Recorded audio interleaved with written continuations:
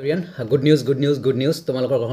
কাৰণে it's and every ষ্টুডেণ্টৰ কাৰণে যিবোৰ ষ্টুডেণ্টে ঈশানোদয় স্কলাৰশ্বিপ এপ্লাই কৰিব বুলি ভাবিছা তোমালোকৰ কাৰণে গুড নিউজ ইতিমধ্যে আজি 25 তাৰিখ আজি ঈশানোদয় স্কলাৰশ্বিপৰ যিটো পৰ্টেল ওপেন হৈ গৈছে তোমালোকৰ কাৰণে আৰু প্লিজ যদি নতুনকৈ আহিছা চেনেলটো ছাবস্ক্ৰাইব কৰিবা ভিডিঅ'টো লাইক কৰিবা যোৱাকালি আমি ডিছকাছ কৰিছিলোঁ লাইভত যে অতি সোনকালে ওপেন দি দিব জুলাইত দিব ফাৰ্ষ্ট উইক নাইবা জুলাইৰ মিডিলত দিব বাট আজিয়ে দি দিলে 25 তাৰিখ আজিৰ পৰা ওপেন হৈ গৈছে ঈশানোদয় স্কলাৰশ্বিপ আৰু এটো গুড নিউজ সকলোৰ কাৰণে কাৰণ এতিয়াৰ পৰা তোমালোকে এপ্লাই কৰিব পাৰিবা এতিয়াৰ পৰা নহয় কৈ আছো কেতিয়াৰ পৰা এপ্লাই কৰিব পাৰিবা ভালকে কথাখিনি শুনিবা আৰু কেতিয়ালৈ এপ্লাই কৰিব পাৰিবা বহুত কেইটা কথা ইম্পৰ্টেন্ট কথা ডকুমেন্টছ ৰিলেটেড কথা ক'বলৈ লৈছো please first of all scheme আজি ষ্টাৰ্ট হৈছে 25 তাৰিখ আজি ষ্টাৰ্ট হৈ গৈছে তোমালোকে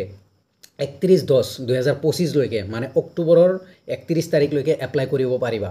তোমালোকে 31/10/2025 তাৰিখলৈকে 31/10 মানে 31 অক্টোবৰলৈকে তোমালোকে এপ্লাই কৰিব পাৰিবা ঈশানোদয়ৰ কাৰণে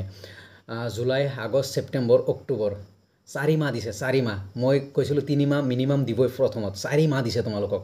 তাৰ পিছত ডিফেক্টিভ যদি কিবা ভুল হয় 15/11/2025 15/11 মানে 15 নৱেম্বৰ 2025 লৈকে যদি কিবা ডিফেক্টিভ হয় দেন কাৰেকশন কৰিব সময় দিছে তাৰে পিছত ইনষ্টিটিউট ভেৰিফিকেশন 15/11/2025 যদি ডিফেক্টিভ হয় তেতিয়াই ঠিক কৰিব পাৰিবা সেই কাৰণে 15/11/2025 তাৰ পিছত নোডাল অফিচাৰ ভেৰিফাই 30/11/2025 মানে মিনিষ্ট্ৰি লেভেল ভেৰিফাই যিটো নোডাল অফিচাৰ বা মিনিষ্ট্ৰি লেভেল বা ষ্টেট লেভেল ভেৰিফাই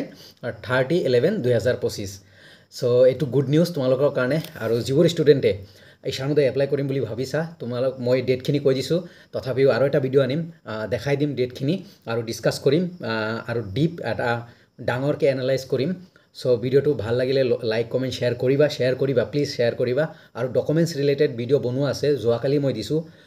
ডেসক্ৰিপচনতো দিয়া আছে তোমালোকে চেক কৰা তাৰ পিছত এলিজিবিলিটি ক্ৰাইটেৰিয়া এভৰিথিং ডিসকাস কৰিছো প্লিজ ভিডিওটো চাবা এগেইন ভিডিও আনিম সো